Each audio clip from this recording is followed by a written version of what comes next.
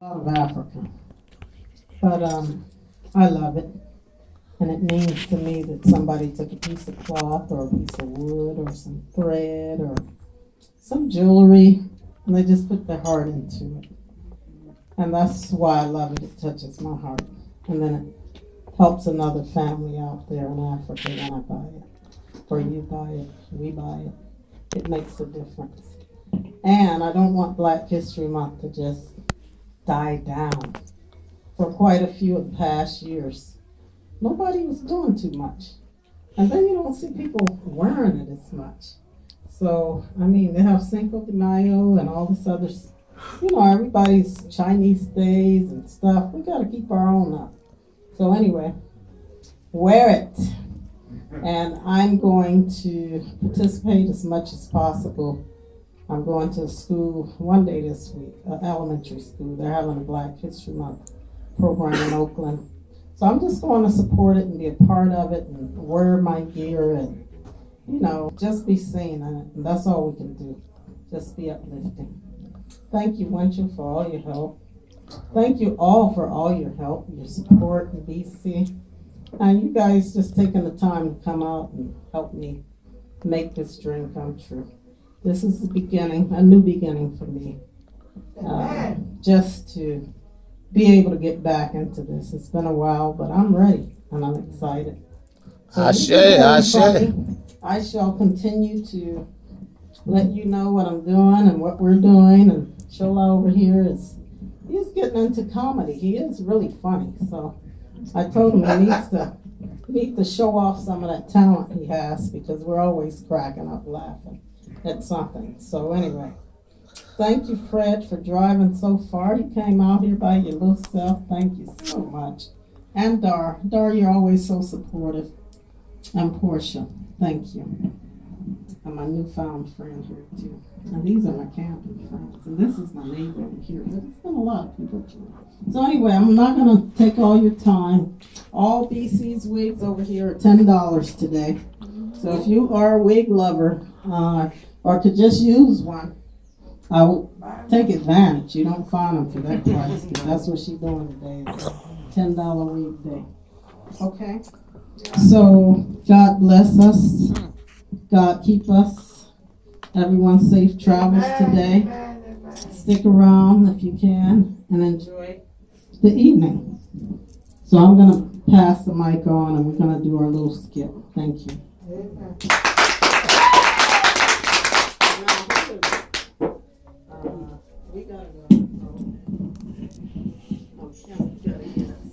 Yeah, thank you, everybody. Thank you so much tonight for coming to this.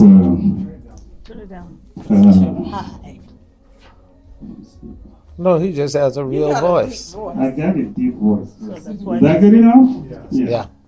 Yeah, I just want to say thank you, everybody, for coming tonight, this evening, to support our little business, and we really appreciate your efforts to get here tonight.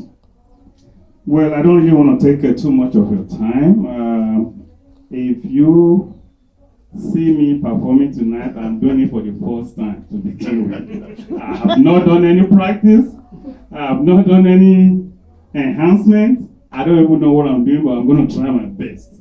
That's all I can tell you. Right on, right on. Okay, let me tell you something. If anybody here ever been to Africa, we have a lot of things going on in Africa. Especially, I want to talk about the police in Africa. If you think American police are mean, you need to go to Nigeria to see how police will treat you. Yes. They will treat you nicely, rough you up nicely, and beat you up behind nicely. Let me tell you something. There's this little incident that happened a long time ago when I was learning my printing. I was broke. I don't have no money in my pockets, but I have little change that at least is good enough to carry me on for the day.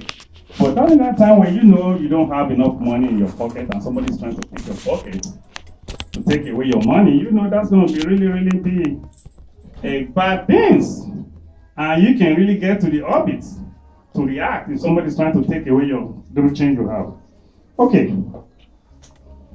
Here is this little poor guy learning printing and taking transportation from one place to another. And then in Africa, you have to take about, especially in Lagos, if anybody has been to Lagos here, you have to take about 5 different or 6 different transportation before you get to where you're going. With hanging on the side of the bus or in the back or on the top. I'm telling you, it's really rough out there. So it happens to me that I got off work and I have my little change in my pocket, in my back pocket. And I took this transportation from point A to point B, but there's this little guy. He was well dressed, with briefcase in his hand, and with nice suit. But you won't think about what he really actually do for living.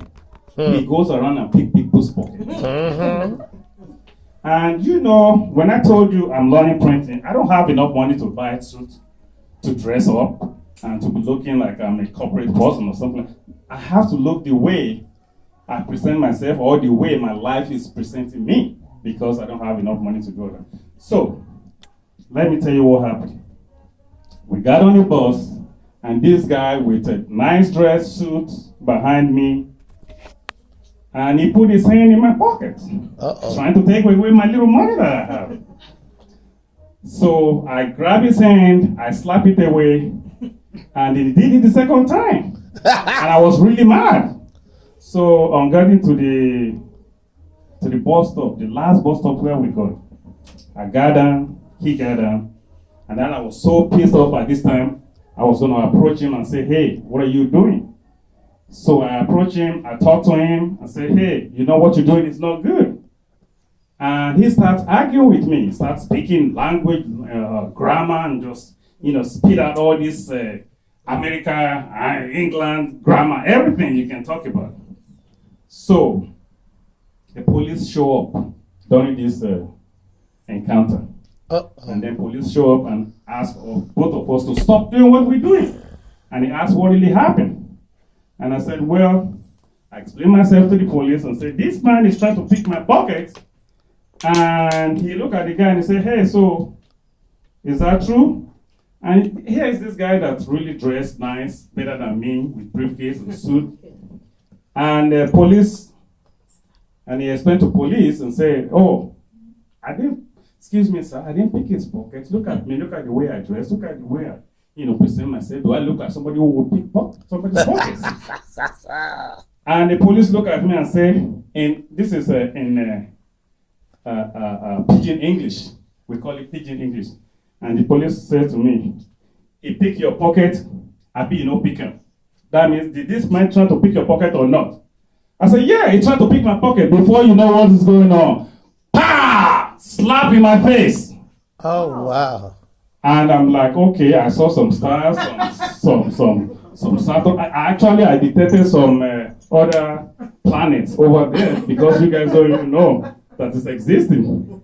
And then the second time, this guy asked me, what did you guys say this guy do to you? He pick your pocket, I be no pick him. I said, yes, he tried to pick my pocket. Bam! Slap the second face. Oh my God. Oh. This is getting bad. I guess. And then he looked at me and looked at the guy again and said, hey, what did you guys say? What did you say this guy is trying to do to you? He picked your pocket or he didn't pick it? I said, no, he did not pick up my pocket. And this time I said, no, because I cannot afford to get another slap. Because if you see the way this guy slapped, no, it's unbearable. So that was the end of that story. Yeah. Yes, when you go to Nigeria, don't mess with the cops in Nigeria, because they will send you to. They will even set you up. They will set you up, they will beat you up, they can even shoot you. Yeah. So be careful. That happened to me when I was there. They pulled out a gun. A long rifle. Okay, the next segment of this thing is going to be something that happened to me when I went to doctor. And when we're talking about accents, people with deep accents, Nigerian accent, African accent, Indian accent, Jamaican accent. You're talking about accent. Accent can be a really big deal. So, okay, this little segment we're going to do, we will let you see. Thank you. We'll see. Yes. We're going to act this one. Oh. Yes, it's going to be a little practice. Okay, let me turn it this way so I can get more people. Oh, me? Okay, sorry. Yeah, you forgot your lines, honey. I did. Just sitting there. You know you part of this skit. Okay. Okay, I'm gonna